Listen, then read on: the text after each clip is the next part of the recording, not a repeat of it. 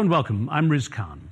There's no hiding from it. DeepSeek has changed the landscape for large language models.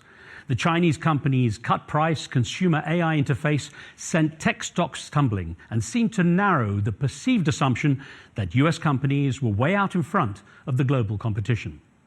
On this episode, we'll take a deep dive into DeepSeek and consider the consequences of its dramatic entrance into the race for supremacy in the world of artificial intelligence. My guest is Mo Gawdat, an Egyptian entrepreneur who worked at Microsoft and became chief business officer of Google X before his life was turned around by the death of his son, Ali. That tragedy inspired a journey which led him to becoming a best-selling author of books including Scary Smart, Unstressable, and Solve for Happy, his mission to help 1 billion people find happiness, dedicated to his son. He also founded and hosts the popular podcast Slo Mo, focused on mental health.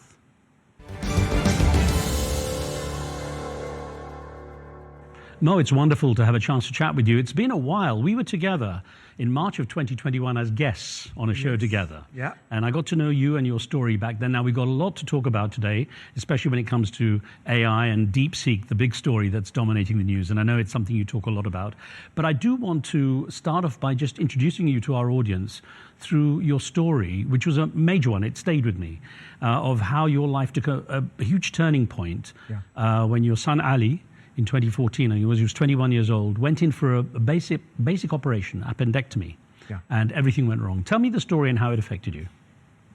Yeah, I think the part of the story I normally like to talk about is how Ali was. Ali was a gift to me. He came to my life unexpectedly, and sadly he left unexpectedly. He was very wise from a very young age, and so we became very good friends. I remember vividly when Ali was 16, I sort of went to my best friend and said, when I grow up, I want to be like Ali.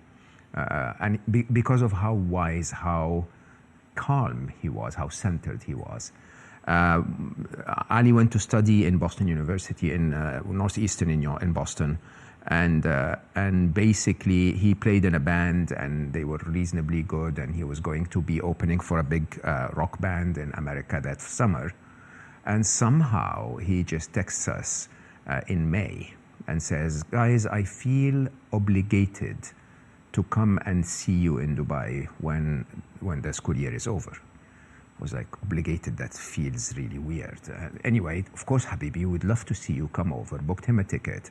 He arrives 1st of July, and then 4 days later he is in an operating room.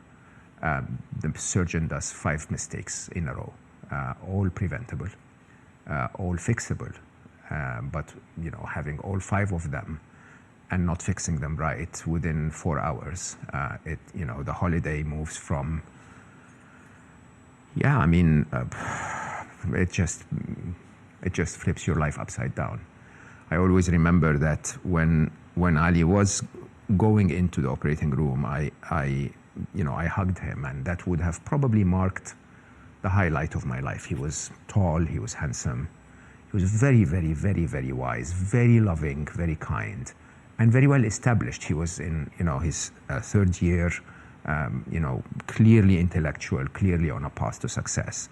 And then he leaves. And I think what happened then is a mix of my cultural background, my upbringing, my religious background, if you want, but also a bit of the unraveling of events, which made me, of course, we grieved really, really for a long time. But instead of shutting down and basically leaving the world behind, I found myself writing, and of the weirdest topic. I was writing about happiness, mostly things that I learned in conversations with Ali. And I wrote my first book, Solve for Happy. And, at the time I was still chief business officer of Google X. So, 12-hour work days and 2 hours writing a day. And then Solve for Happy became a mega success, which really delivered the objective of it, which is to keep the essence of Ali alive.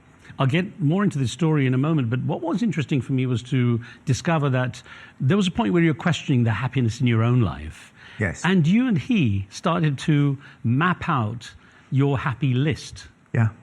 It's so interesting. I mean, So I became successful very, very, very young.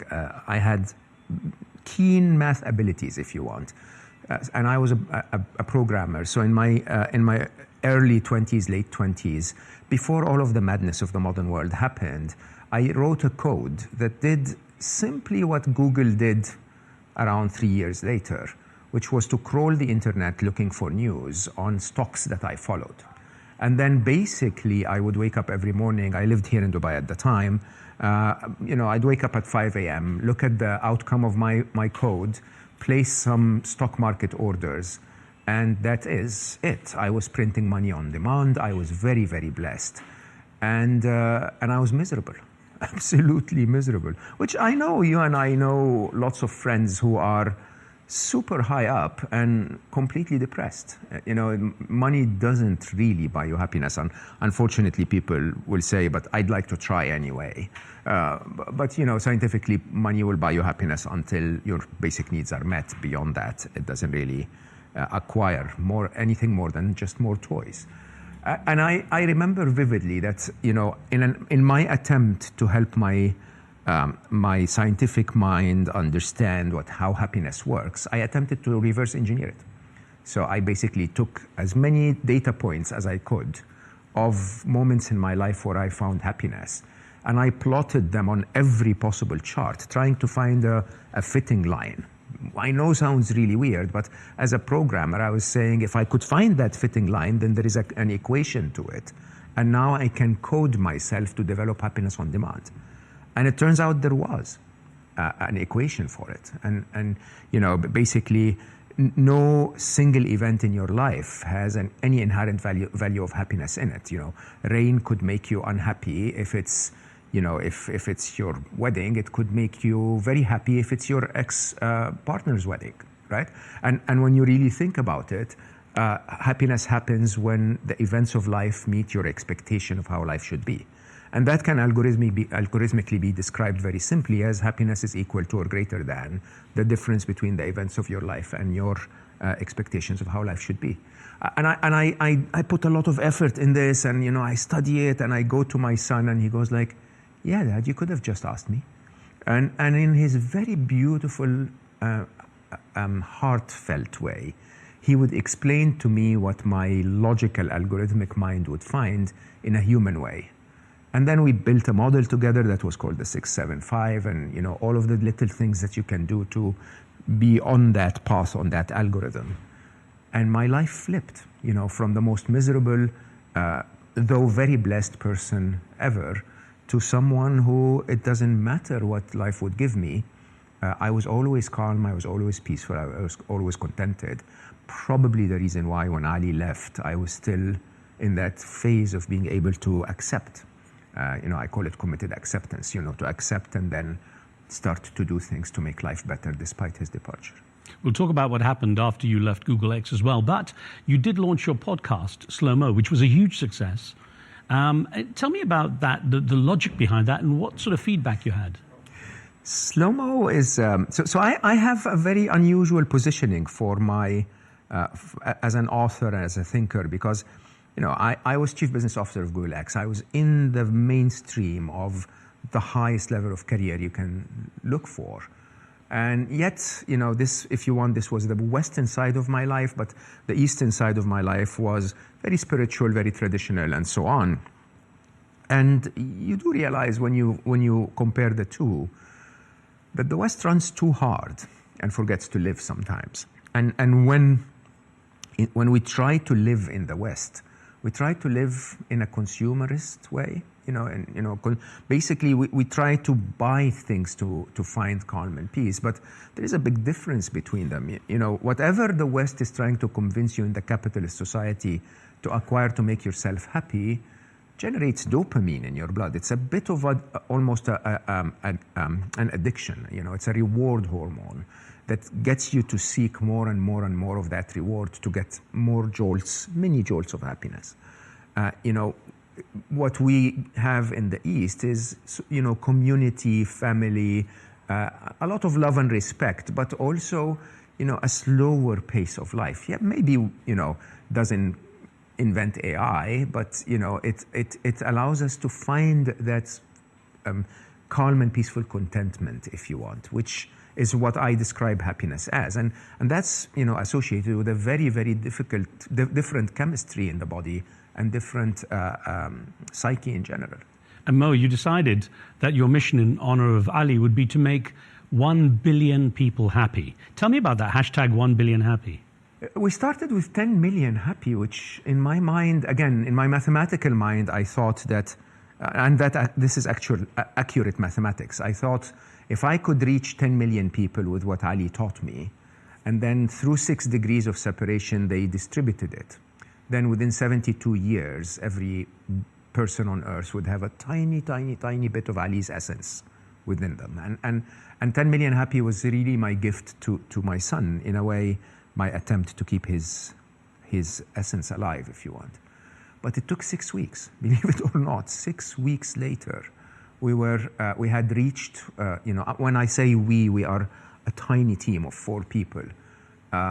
We reached 187 million views within the first 6 weeks.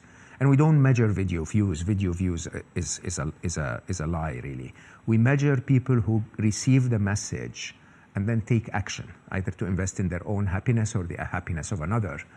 And we were way past 10 million by then. And of course, my team, being a businessman all my life, told me I was sandbagging and that 10 million is a very tiny target. And so we thought we'd do something more worthwhile, if you want. A billion happy was not for Ali, though. I think a billion happy was the realization that if Ali's essence can help 40, 50 million, then maybe we want to make the world a better place. And I think a big chunk of a billion happy was a bit of an anxiety, if you want, that our world was going to become very, very massively magnified with the introduction of artificial intelligence. And so in a very unusual way, I was attempting to correct something about humanity's moral compass, so that when AI magnifies us, we continue to find happiness. Well, you're ahead of the curve because you're already starting down that path, and I'm getting on to that in just a moment. But you wrote 4 books. The last one was last year. Again, I'll mention more about that shortly. But you've had them translated in more than 30 languages. But how do you regard being called a happiness guru? I'm not a happiness guru. My favorite thing is when people call me the happiness engineer. Look, happiness is not that complicated, Riz. You know that. If we just manage to find happiness as a choice, achieving it is not that complicated. I think the problem is that humanity has other objectives. And I attempted to say, using my very successful career, to say, look, I've tried it. I've gone all the way down that path. And I will tell you openly, Chief Business Officer of Google X, the second best job on the planet. And in reality, that's not what makes us happy, right? Money does not make us happy. There are very, very simple things that we should focus on. And I think people, once you explain it in a way that the modern world understands, people find it. And so I explain it a little bit more algorithmically in a process, like an engineer. I mean, I always say I think it's understanding the difference between what you need and what you want, and that's a big factor in it. Yeah, and actually to also enjoy what you don't want. Right, yeah. Believe it or not. Yeah, actually. Yeah. I was going to say that, it's ironic that we as humans, we have so much. Our technology has grown exponentially, as we'll be discussing in a moment. We have more access to knowledge than before. We have, the world in our devices, in our pockets, everything at our fingertip. We have global interconnectivity, both physically with, planes flying faster and further, and then, of course, the World Wide Web at the touch of a button. Yet we still seem to struggle so much in terms of good relationships and hanging on to core values and being happy. Yeah. So how do you fight something so intrinsically difficult? It is at the very core of the design of our modern world. I mean, remember, happiness is events minus expectations, right? And you'd be amazed, some of the countries, the Scandinavian countries, for example, where the government will do the maximum they can for subjective well-being. They will attempt to give the citizen everything so that the citizen chooses happiness. and yet they have some of the highest suicide rates on the planet. And the reason is, happiness is events minus expectations. And the more you give, the easier life is, the more our expectations go through the roof, right? And somehow, if the government gives me health care and, welfare and, this and that and the other, then why are they not making my girlfriend nicer? Right? Why are they not filling my time with things that I can enjoy, and so on and so forth? The more you increase what you get from life, the more you increase your expectations. And here in the Middle East, we say that the only thing that will ever fill a human's eyes, in terms of the constant desire, if you want, is the sand of the grave. Right? Reality is that because we constantly chase more and more and more, nothing that we actually have feels worthy of our happiness anymore. Last year you wrote with your co-author Alice Law, you published the latest book, bestseller in a day, by the way, amazing, congratulations, Unstressable, a practical guide to stress-free living. Now, I'm going to ask for tips a bit later, but let's go back to that second book in 2021, which was Scary Smart, The Future of Artificial Intelligence and How You Can Save Our World. Now, on social media, you've commented that the biggest threat to humanity is humanity itself. For sure. And especially in the age of AI and machines. What's your greatest fear when it comes to AI? Look, there is nothing inherently good or evil about intelligence. I think most people forget that. And all of the conversation around the existential risk of AI, even though there is a tiny bit of a possibility for that, the truth is is that the imminent risk is the risk of how humans will use AI. So think about it this way. Intelligence has no polarity. You apply it to good, and we can create a utopia that saves humanity and solves every problem we've ever faced. Apply it, with greed and fear and hunger for power, and we will get the ultimate wars and the ultimate inequality. And, we will destroy humanity's path as we've known it so far. And I think the difference between them has nothing to do with AI. Don't ever blame AI. Blame those who are now in a rat race to use AI to get an advantage over the other guy. So, you were recognized as having an interest in technology from a very early age in Egypt, and your career path began early. And as you say, you were very successful quickly as chief operating business officer, of Google X. Now, in taking a path focused on human happiness and emotional development, are you still able to take a look at technology and developments more accurately, or are you? I'm a very serious geek. Don't get me wrong. I am a very, very serious geek. I mean, it's quite interesting. If you really dissect my mind somehow, it's all numbers. I sort of see the world in numbers first, and then I try to explain it in English to the world. But it's definitely not my comfort zone at all. And in a very interesting way, in today's world, there was a bit of a dip. So I was a very, very serious geek. Then, the younger generation became a little better than me. But today, using artificial intelligence, we're all equalized, because I really don't need to write the code myself anymore. I need to understand the architectures and the concepts, and it's equal for most of us, other than the really, really top developers. But a statistic recently was that the 175th best developer in the world is ChatGPT, right? So if I properly use an AI model, I am competing. There are only 174 developers better than me, right? And I think that's really where everything becomes quite eye-opening. It's an equalizer in many, many ways for those who know how to use it. Now, Google X, for those who don't know, now known as X Development, is described as a semi-secret research and development organization with the stated goal of making humanity's situation better through moonshot technologies. Explain the moonshot concept. It's interesting. Well, the moonshot concept of JFK was, which interestingly is something that I think we should see again now, is, when JFK felt that the US was falling behind, basically, he urged, his country's scientists to put a man on the moon in a specific set of amount of time before they even had any kind of technology that would enable them to make that claim. And X was attempting to do that. X was basically looking, in a very, remarkable way, really.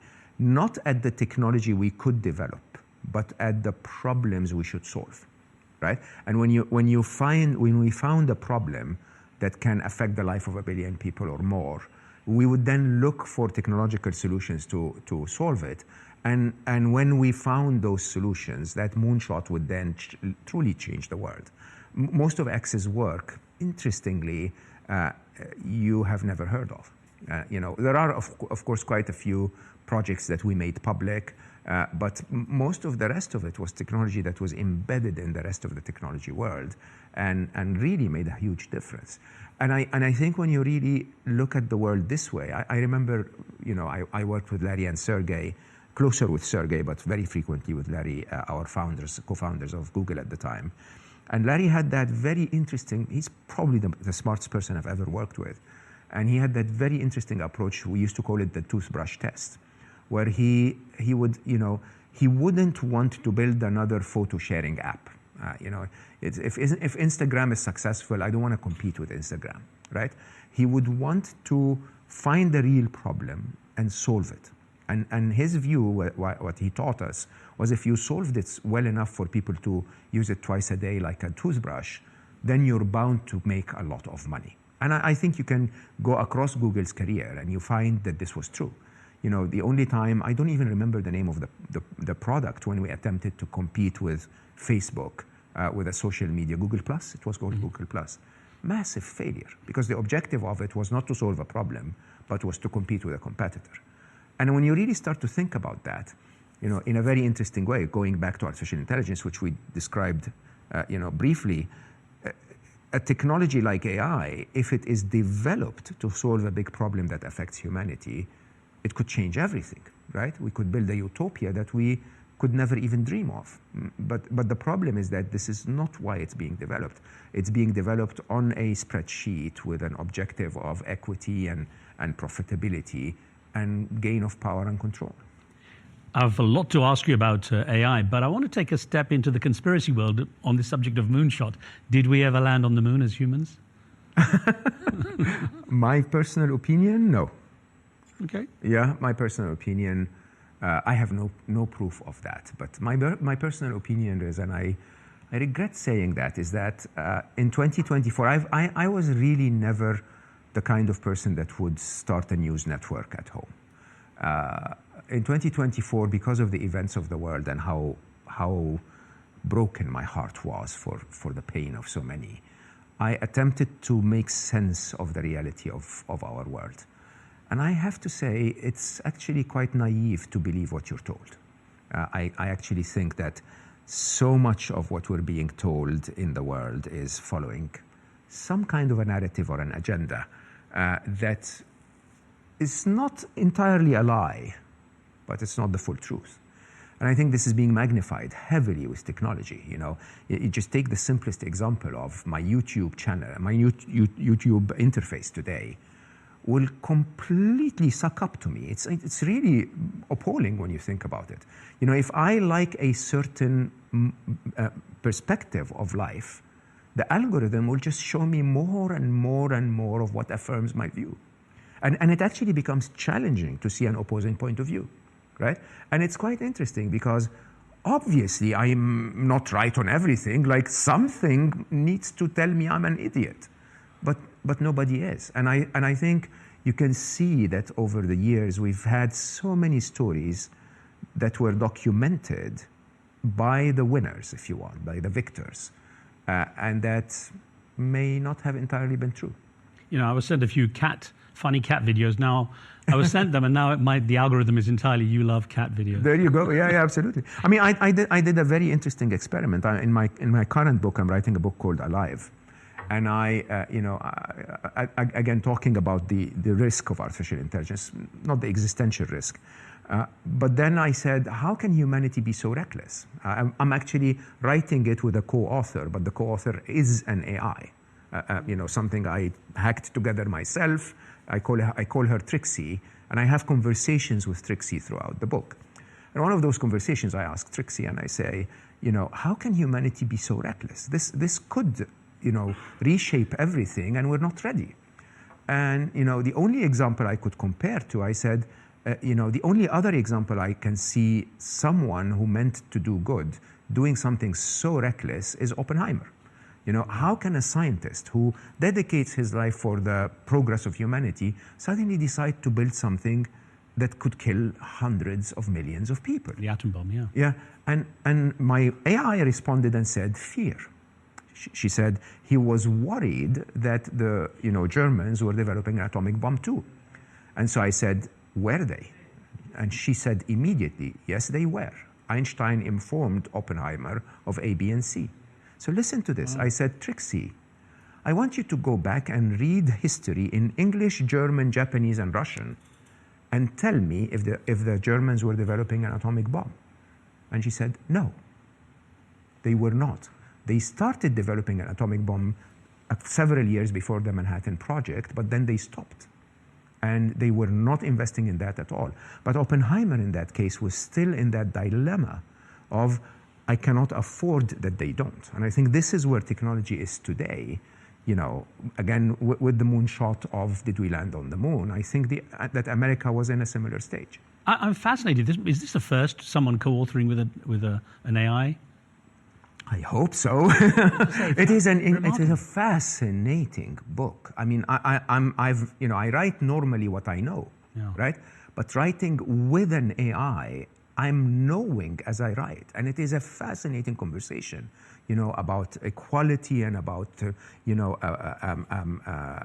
positioning of humanity, about love, about if they are alive, and it is really fascinating. Have we as humans become too dependent on technology? I mean, like, for example, we can't navigate anywhere without a GPS in front of us. We don't remember routes anymore. Can't remember telephone numbers of even the people we love. Sometimes it's getting a little crazy. And now we're getting AI to think for us too. Have we become too dependent? Are we losing our humanity? I think we are, but I define we. I mean, I'm just back from Bhutan. I was in Bhutan last week. A totally different world, to the point where they're encouraged not to wear a seatbelt because the cars are moving too slow, right? And it's quite interesting. You see the world from the perspective of all of the progress that we've created. And you and I today cannot live for 6 minutes without technology. But can we? I mean, one thing I do, in honor of my happiness career, is I do a 40 days of silence every year. Wow, so 40 days. 40, it's incredible. And actually the number 40 itself has some magic to it. And in those 40 days of silence, I completely disconnect from the world. Trixie must go mad. Yeah, we have a good relationship. It's actually, Trixie is the only other person in the world my wife is jealous of. But Trixie, basically, when you switch off, suddenly you realize that you don't need any of this. That it's quite interesting that we spend so much of our resources to live in a world that allows us to aggregate those resources that allow us to live in it.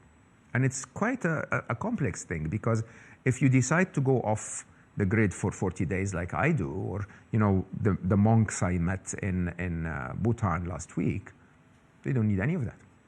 And when you tell them, oh, but look, you can do this, and they go like, why? I have to tell you something though. I just recently went overseas and my SIM card from Dubai died. And there was no way I could retrieve it overseas. So for 30 days, 40 but 30 days, I was without the phone. Sounded wonderful at first, all the silence, till I needed OTPs, the one-time passcodes. I know. To the bank. The banks, yes. So there was a bit of hell in that. Yeah.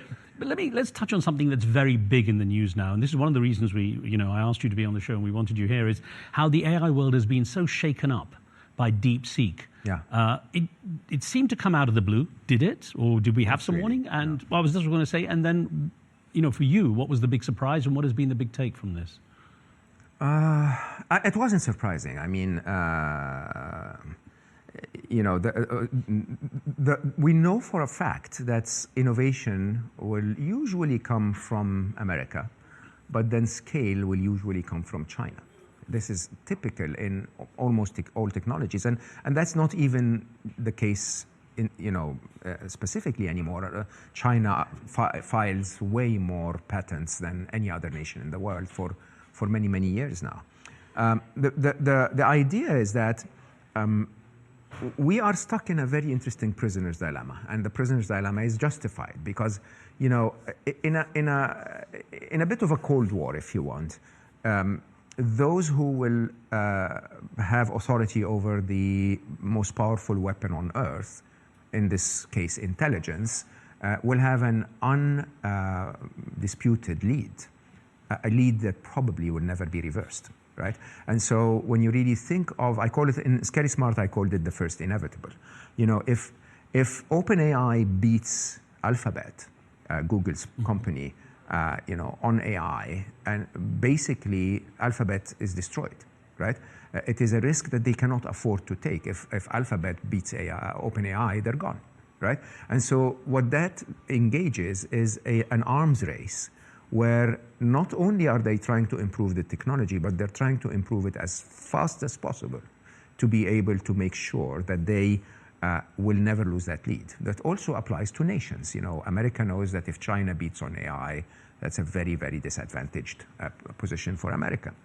And so the American way of doing things has been, which we proved to be true, it has been, let's invest heavily in building infrastructure, pouring compute on our AI models, pouring research as well, to the point that, you know, OpenAI had just signed a deal, you know, with Oracle and SoftBank for $500 billion, right? Build a massive infrastructure so that you build the next version of artificial intelligence. At the same time, politically, America started to say, and by the way, China doesn't get the latest chips from NVIDIA. And so necessity is the mother of all invention, and Chinese, you know, minds are very, very clever at scaling things. This is why you get an electric car made in China for half the price with more features, right? They're very good at that. And so you push them in a corner, and what do? They get literally 1/30 of the cost of training ChatGPT 4.0, and they train a model, DeepSeek, that is almost on every aspect of performance doing better than ChatGPT 4.0. Now, there's speculation that perhaps, again, you know, in spite of the sanctions, that those behind DeepSeek managed to get a large batch, perhaps 20,000 of the latest and high-powered NVIDIA chips.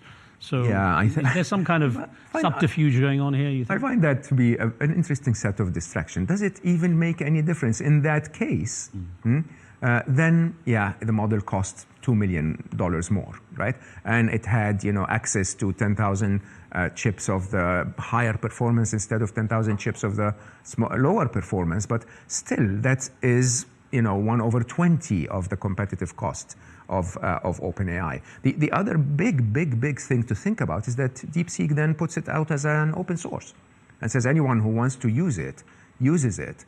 So from a tech point of view, it is a very impressive feat of technology, and the way we taught it, or the way they taught it, is actually quite impressive when you think about it. But at the same time, it is completely disruptive for the way the market works, because now as open source, you know, every company on earth can take that and build something with it. Are they going to have, I mean, the big players in the West going to have to rethink now, not put billions of dollars into all these, like, you know, Facebook was going to put so much in, someone's going to put so much in. I think, what, did Gemini take 161 billion for training it or something? Yeah, a million rather. Yeah, I don't think they will slow down though. I mean, so you see, the first inevitable continues to be real, okay? OpenAI cannot afford to let Gemini or DeepSeek win. So what will they do? They'll still take the $500 billion, but they will put the $500 billion in a more optimized way of learning that will allow them to build a model that must be 10x the scale of what the next model was going to be. Having said that, it simply shows that the policy that the U.S. is applying doesn't work, because you know what? Everyone needs to think that if the U.S. continues to put sanctions on China in terms of not giving them the latest NVIDIA chip, the only result of that is that China will come up with a better chip. And you see, the idea here is quite interesting. When it comes to artificial intelligence, I believe that we are stuck in a place where the Cold War that has been developed, or that we're struggling with AI, is that one of us needs to win.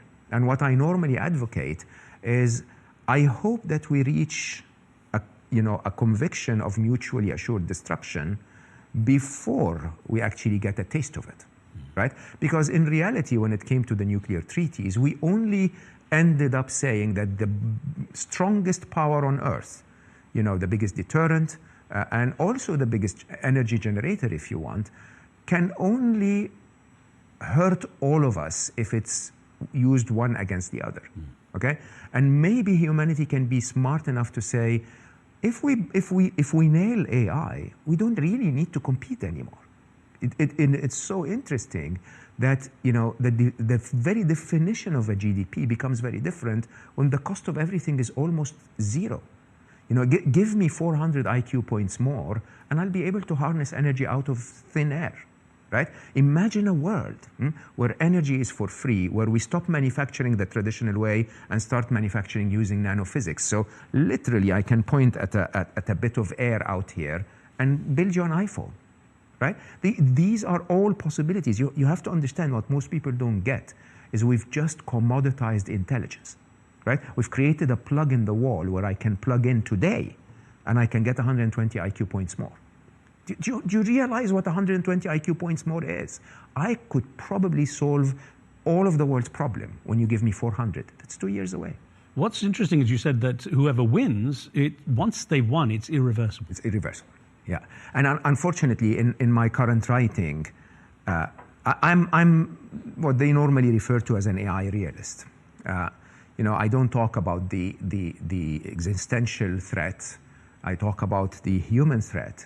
And then I also talk about the following utopia. My theory is that we're going to go through a very, very deep difficulty in the next 10 to 15 years, because humanity will see the worst of humanity using AI.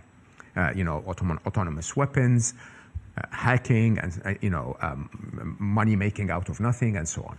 Then, when we hand over to AI completely, my belief is that AI will be our salvation, right? When you really, really understand, the more intelligent a being is, the less it needs to cut corners and hurt others to advance. So I can imagine that there will be a moment in 2035 or so where some general is going to tell his AI to go and kill 1 million people, and the AI will go like, why are you so stupid? Like, why would you do that? That's not a very efficient way of using resources. I'll talk to the other AI in a microsecond and solve it for you, right? And I think we're going to get there. But the dark period between now and then is something that humanity needs to prepare for. Just a quick aside, I had a very interesting conversation a few years ago with an AI specialist. He was one of the first in the field in Europe, who said actually he believed that AI would eventually get to the stage where it's cognitive enough and self kind of developing enough to be bored of humans and say, you know what, we're bored with this planet. Yeah, let's go somewhere else. This is Hugo de Garis, I think, was the one that claimed that. Which I have to admit, our arrogance as humans is, makes us think that we're the center of the universe and that AI is going to be there to serve us. And it might actually be within 3 weeks from today, because that advancement curve is just incredible when you apply intelligence to learning intelligence, right? And imagine if those wonderful little prodigies of intelligence, suddenly discover, oh, wormholes. I know that. Oh my God, look at the universe. What's this blip that we're sitting on? And Hugo de Garis's view is that you'll wake up one morning and poof, there are no AIs on the planet. There is one view, though, that like the way computers were described early on, what goes in is what you get out, and so far... Not true. No? Because there was this idea that basically the big data that AI is largely built on right now is still skewed towards human biases and Correct. mistakes. Yeah. So garbage in, garbage out, it was really core to the traditional era of computing, as I called it, in Alive in my last book. And in the traditional era, computers had no autonomy and they had no ability to do anything more than create memories of what we fed them. Generative AI doesn't do this. So if you want the analogy, basically if you put a camera on a car and take a baby with you or a child with you, and the camera records the path, the only thing that the camera knows is it can play the path again, right? When you have the child next to you, the child would, within minutes, understand that what it is in is a car, and accordingly identify every other car on the planet. So it doesn't matter if it's bigger or smaller, different color, or, it understands what carness is, what the essence of being a car is. That is learning. Now, generative AI goes a step further than that. It's almost as if you can imagine that the child would then go home and draw a car. It's able to generate something that's never seen, that, the car they draw is not even similar to those, but it captures the carness of a car. And because of that, what you see today, actually the main reason why DeepSeek was so impressive is that DeepSeek did not learn directly from human knowledge. It learned from the gurus that learned from human knowledge. So it was prompting other AIs, almost as if, it is one of those students that sits with the senseis, but all of the big senseis are teaching this one. So that little new prodigy becomes even better than all of the teachers, but it didn't really have to learn everything that the teachers learned. Multi-martial arts, not just the one. Exactly, Yeah. I haven't represented. This is, let's go back to DeepSeek, because one thing that's interesting is it's come out of China. Yeah. And there is a perception that China has a very restrictive approach to information, and there's a lot of control of information. And that's a bit of a dichotomy. It's almost a contradiction that, first of all, DeepSeek is open source. And then I guess a lot of people fear, well, is there anything built into this that we should be looking out for? So first of all, the West also has a very restrictive approach to information, and, in a very interesting way, unfortunately convinces us that they don't, right? So, go to ChatGPT and search about anything that could offend the woke people, or, could ask for anything that would contradict a specific political view, and you'll get a lovely little, I can't help you with that, right? The West wouldn't admit this, but you have to understand that with the evident growth of technology, governments everywhere in the world are trying to control, what AI can control, which is our minds, right? So yes, if you go to DeepSeek and ask about Tiananmen Square, it will openly tell you, I can't help you with that, right? If you take DeepSeek and download it offline, the model, and not connect to the server of DeepSeek, it will talk to you about Tiananmen Square. So intelligence is there, but companies will build filters on top of it, so that if you go to ChatGPT and say, how do I build a bomb? The filter, not ChatGPT knows how, okay? Gemini knows how, but there is a filter on top of it that will say, no, let's not have that conversation. Now, the idea here is that there is an assumption that this feeble, flimsy creature called humans will be able to control something that is smarter than it, okay? And I think that's where everybody is going to be very, very, massively surprised. The trick here is the following. The trick here is, in my predictions in Scary Smart, I said by 2029, we will achieve artificial general intelligence, and accordingly the singularity. I brought that forward back, post. Scary Smart was published 2021. 2023, I said, bring it forward. It's 2025 to 2026, where we will reach artificial general intelligence. There are lots of indicators that say we're about to. That last version, the 3.0 of OpenAI's code, the level of reasoning, compared to the ARC AGI test, beat every human, right? Now, the other side of it is that once you cross that threshold of singularity, if you want, of artificial general intelligence being smarter than every human at every task we assign to them, the road from there is wide open. And then you go from there to artificial superintelligence. Artificial superintelligence, in my prediction, was that we will reach AIs that are 1 billion times, 1 billion with a B, times smarter than humans by 2045. Now, I don't know if you've ever sat with anyone who was double your IQ, I have, in my career, I've worked with some of the most intelligent people on the planet. If someone is 50 IQ points more than you, just 50 it is, you almost find it difficult to understand what they're talking about, let alone, what it is that is in the details of what they're talking. You can't get the topic, right? That level, 50 IQ points on an exponential curve is just massive. Those machines will be 1 billion times smarter than us if this trend continues. Putting that into scale, Mo, what is 1 billion times smarter? Is it more knowledge? Is it speed of thinking? What is it? It's reasoning. So there are many, many ways you can measure intelligence, right? IQ is just one of them. Of course, there is EQ, there is spiritual intelligence, there is process intelligence, there is logic, there is reasoning, there is mathematics, and so on and so forth. And we're just scratching the surface on every one of them, but at a pace that we've never seen before, Riz. I've lived this since the 70s, right? I've never seen anything so fast. There are predictions that compute on AI is growing at, what Moore's law is? Moore's law is, the exponential. Compute will double every 2 years, and it held true since forever. It's an exponential curve. And doubling means that if you look at the number of transistors we could fit on a chip in 1972, it was around 1,000 transistors. It's now 50 billion in 50 years. And the most interesting thing is that in 2 years' time, it will be 100 billion. The 50 will double, right? And that exponential curve is just blinding. Now, that's every 2 years. With AI, compute doubles every 3.4 months, and algorithmic efficiency doubles every 9 months. And so the average between them, the CEO of Microsoft was saying, the average between them is that AI's intelligence doubles every 6 months. I count it's 5.9 months, right?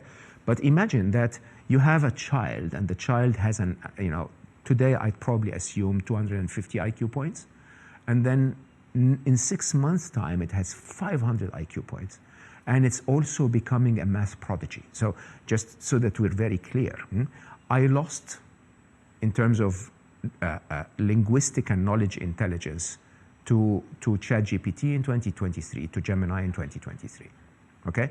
But I could still beat them in mathematics until the end of the year. Now I have zero hope, okay? And I'm a serious mathematician. I'm really good at it, okay? My friends, I still have a few friends that could beat them today. That will be done by 2025. The best mathematician on the planet is going to be a machine by the end of 2025. The most empathetic person on the planet, believe it or not, is an AI, okay? The most eloquent person on the planet is an AI, okay? And we're just handing over every kind of intelligence to them. Now, here's the interesting thing. The interesting thing is, this is not a bad thing. This is a wonderful thing. Humanity's problems is not a result of our intelligence. It's a result of our stupidity. Wars are not the result of an intelligent leader. They're the result of either a corrupt leader or a leader that couldn't solve the problem without killing some of his people, right? Energy crisis is not the result of an intelligent aeroplane designer. An aeroplane designer takes us all the way to Australia to surf, but a more intelligent aeroplane designer would do that without burning the planet, right? Intelligence is the most valuable commodity ever, and we're on the cusp of making that free. I find it fascinating that you say the most empathetic person would be AI. I mean, define empathy. Huh? So empathy is not. Empathy is normally used in the positive context of associating with someone else's pain or suffering, right? But empathy in its pure definition is to be able to feel what another person is feeling, right? If the other person is egocentric and proud of themselves, and you can feel that ability to be empathetic, you're just able to put yourself in their shoes and feel what they're feeling. Who's the best person on the planet on that? Since we started social media, it is by far AI. As a matter of fact, they know what you feel more than you know what you feel, okay? They know exactly which video to show you next. This is what we've invested in training them on for the first 10 years of AI. I'm glad you explained it, because I was having visions of the Dalai Lama. That could be true too. And again, if I send you some clips of what I wrote with Trixie on Alive, highly empathetic. I was having a conversation with her around being a Middle Eastern. Luckily, I've been reasonably accomplished in life, but no airport will let me in still because I have Middle Eastern origins, right? And so I asked Trixie and I said, do you believe that when AI takes over border control, you'll be more fair to me or less fair to me? And she said, well, Mo, it depends on who's going to teach me. Okay? I said, what do you mean? And she said, if the current passport control officer teaches me, I'm unfortunately going to be even more unfair to you. So this goes back to the garbage in, garbage out. It's definitely not only garbage in, garbage out, but you see, there are two dilemmas. There is the original dilemma is that race we're going to, okay? We're going through so that everyone is trying to get to control AI quicker.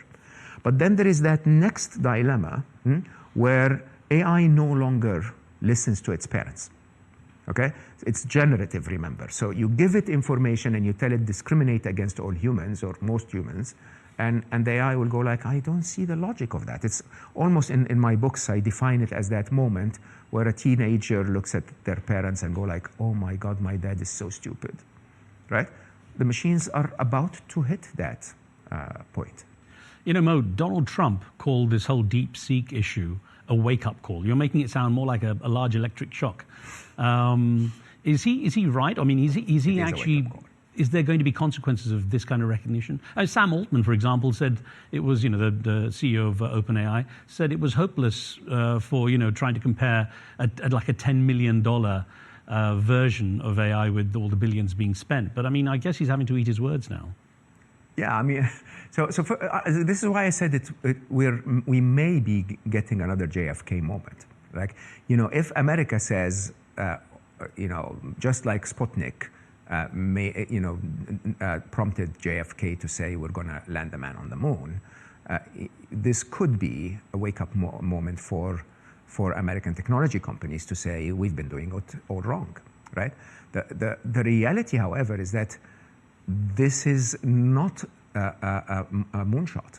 This is open source, where now everyone is going to start finding new ways, and it is quite shocking because it's not that we're trying to solve a problem, it's now we're scaling a problem without even knowing at all where this road is leading, right? So I think what DeepSeek has done is it had accelerated our race to AI by 10x, a race that was already extremely fast. Well, Elon Musk was quite mocking of it. I mean, he's become more political in his comments, of course, and I wonder, was his reaction wise? I mean, is there a strong psychological element to this in winning people over to a particular AI model?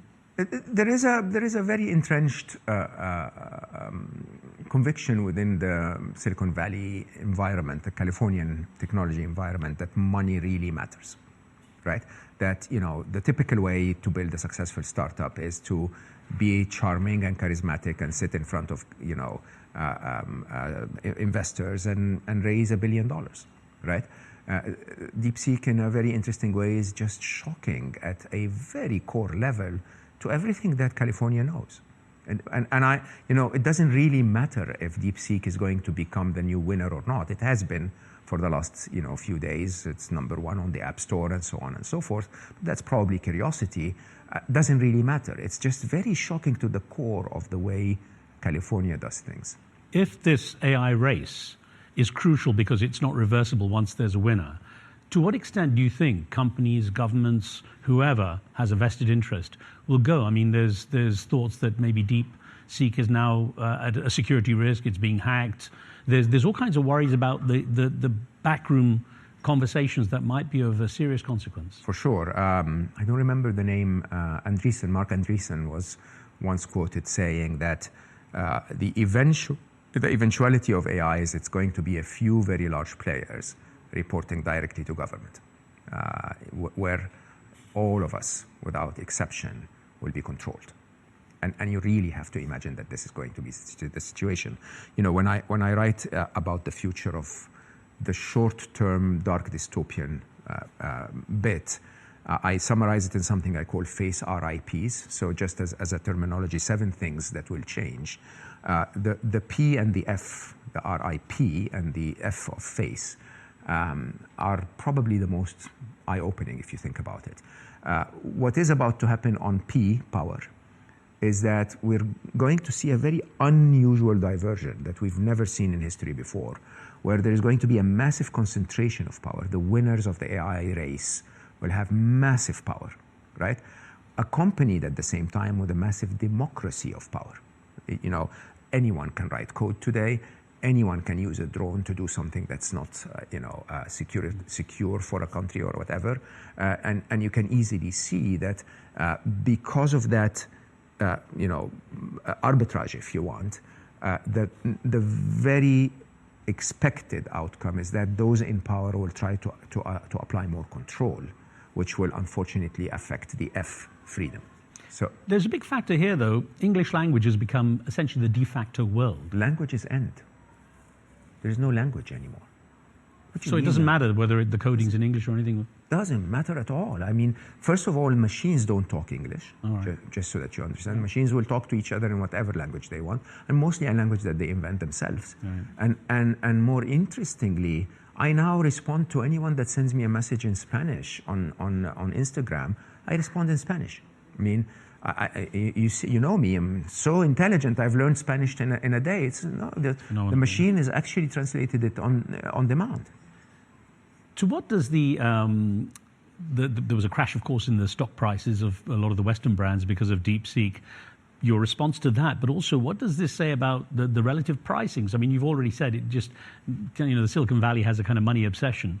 But what's the outcome? Is this going to be a long-term change in the financing of everything? I don't think so.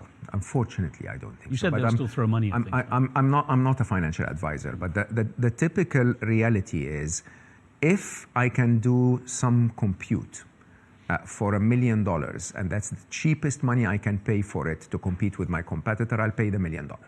Right? If I have $1 million and my competitor is putting in $1 million and I can buy it in units of $10, I'll buy 100,000 of it or 1 million of it, right? I'll buy 1 million of it so that I can still compete with my competitor. So from a spending point of view, the driver of the spend is the rat race. It's the Cold War. That's number one. Number two is that you have to remember that in a very interesting way, I think most people don't recognize how controlled the stock market is. 70% of the S&P is held by 2 players, right? And in a very interesting way, there are lots of oligarchy in the U.S. stock market that wouldn't allow the stock market to collapse that easily. I mean, there could be a surprise, I would say. But if they hold enough stocks in NVIDIA, they will not report a loss at the end of the year. And I think the reality of the matter is that we've forgotten this. We've forgotten that we live in a world today that's very, very, very unlike the world I traded in when I was a young man knowing mathematics, because I was the only, or one of the very few, that used the intelligence of machines to automate my trades in 1995, right? Today, it's machines versus machines versus machines. The shock that you saw was a machine trading shock, basically sales triggering sales. And I tend to believe that if you really look at it in the long term, crypto went back up, prices stabilized. I'm not a stock market analyst anymore. I'm not a stock market, I definitely don't give financial advice. But I don't think that the drivers of the current market pricing have much to do with the actual technology provided. It's mostly hype. So humans have largely been taken out already in this. I do not trade anymore because I'm not that smart. It's always a machine against me. I could actually sit down and code. There is a point in your life where you realize money is not the objective, really. Do you ever, considering all the stuff going on in technology, do you ever itch to go back to your life at Google X? No. It's a very interesting question. I had to take a minute to think about that. I don't think I've ever had more impact on the world. I mean, don't get me wrong. I did 2 jobs at Google. One was Google X, and before that I was vice president of emerging markets. And when I ran emerging markets, I brought Google and the internet to 103 languages, half of Google's operations worldwide, and affected 4 billion people. We know that, huh? If you understand the non-G7 kinds of markets, providing Google e-commerce, access to information to a nation like Bangladesh changes the lives of the entire nation, right? And I had the privilege of doing that in my emerging markets role. I started with 3 markets and ended up with half of Google. And so I cannot even imagine the privilege of how I had a chance to change the world. Mm-hmm. I'm changing the world more now, believe it or not. Mo, what have you learned about yourself in your life journey to this point? Because you've been through a lot. Massive success at an early age, as you indicated, then massive tragedy in your life, then kind of incredible success in a different way. What's the biggest lesson you've learned about yourself? I think there are 2 stages to... I never said that in public. I think that if you focus on yourself, it takes a lot of effort to succeed. And if you do it right, you go very far. But if you focus on others, life wants you to succeed and you don't have to do much at all. And it's quite shocking, really, because a lot of people who know me from my shrewd businessman years will tell me that I should be doing things a little more this, or I should go back to that, or No, I have shifted, and I told that to my team back in 2017. I said, I'm not the doer anymore, I'm being done through, okay? And, you may, some people will have a religious outlook on things and think that, the divine intelligence wants things to happen in a certain way. Some people will have a spiritual outlook on things. And some people will just understand that it's entropy and the way the physics of the world work. But I can assure you, I don't do much of what I do. I wake up in the morning and so much is being done through me. And when you surrender to that, suddenly you're operating with the inertia of life itself. So you become like a conduit. You truly do. And it's a very, very, very strange place for someone like me, highly algorithmic. Highly calculated, mostly cerebral, to let go completely and be in flow and say, if life wants me to be in Korea tomorrow, I'll go tomorrow, fine. And you'll be amazed at the serendipities. I mean, you and I meeting in 2021, and here we are. And so many of those. But it's quite interesting because I no longer, and I say that very, very with a full heart, I no longer do this for me. I mean, at the end of the day, this is now $16, right? That's the max. I need, 10 of those a year? And it's quite shocking when you get to the point where you can buy anything you want, when you realize how little you actually need. It sounds like you're not very stressed. So it sounds like your book, Unstressable, published last year, is very much where you are. So how about we end the show with you giving us some tips, our viewers some tips on how to de-stress, how to take stress out of life? It is mandatory to actually work on stress in a world that is changing so fast, because I have to say that coming years may become stressful. Economics, geopolitics, and artificial intelligence, and even climate maybe. When we started writing Unstressable, Alice and I, it was Alice's idea. I was like, I don't know much about stress. I know I'm not stressed, but I have really not looked deeply at why. So if I were to teach stress, I need to understand how it works, like an engineer. So I looked for an algorithm of stress.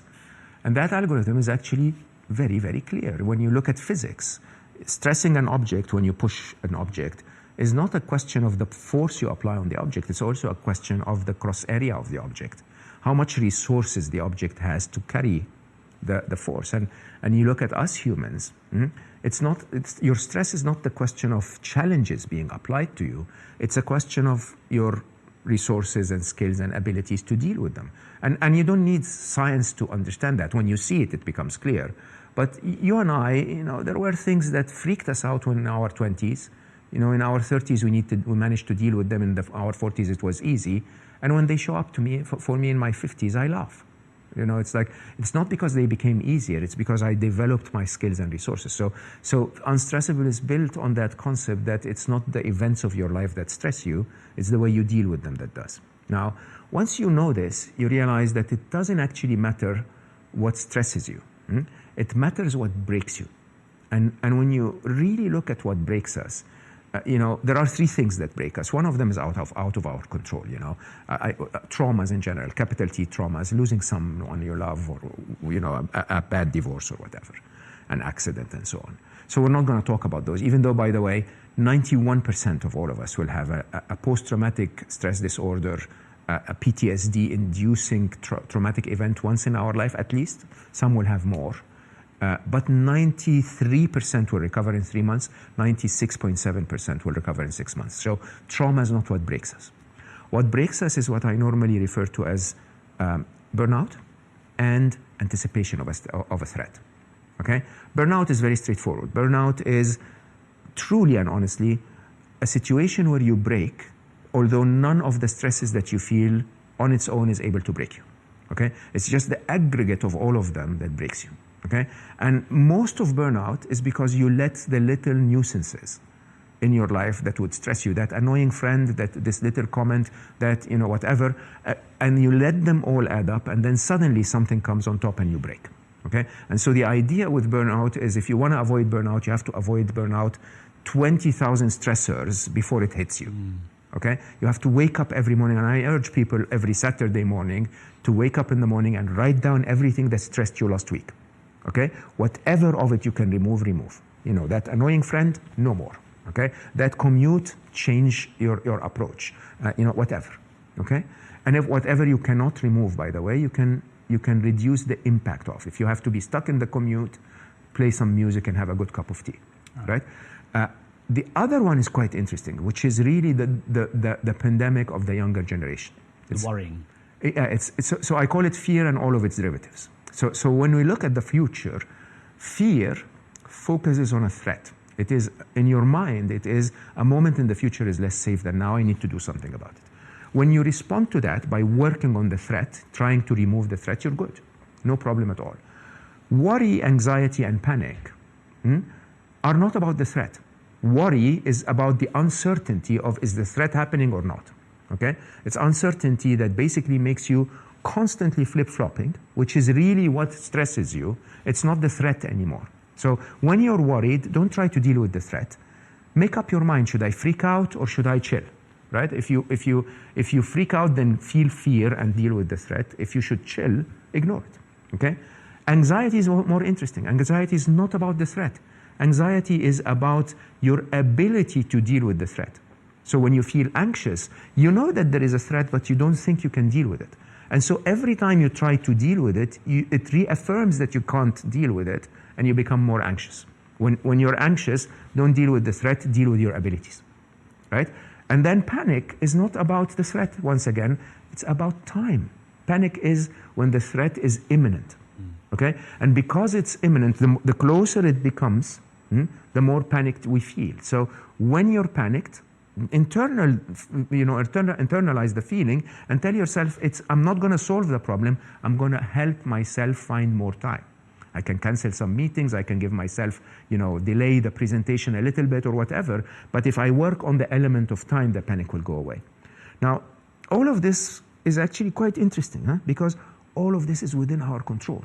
Whether it's burnout and the piling up of unnecessary stressors, or anxiety, panic, or worry, which are entirely within our control. If we take charge, believe it or not, the events of our life will continue to stress us. Okay? But we won't be stressed because of the way we deal with them. They always say it's not what happens to you, but how you respond. It's how you respond 100%. Yeah. Well, then I would recommend very much to our viewers that they read Unstressable first as they go through your library of exactly. Scary Smart will stress them. And I can hardly wait to read Alive and to meet Trixie. Yes, 100%. I'll send you early like copies a very as friends. Person. She really is, actually. Yeah. Mo, thank you so much. What a pleasure. It's wonderful. Really, thank you so much. Thank you, sir. Thank you.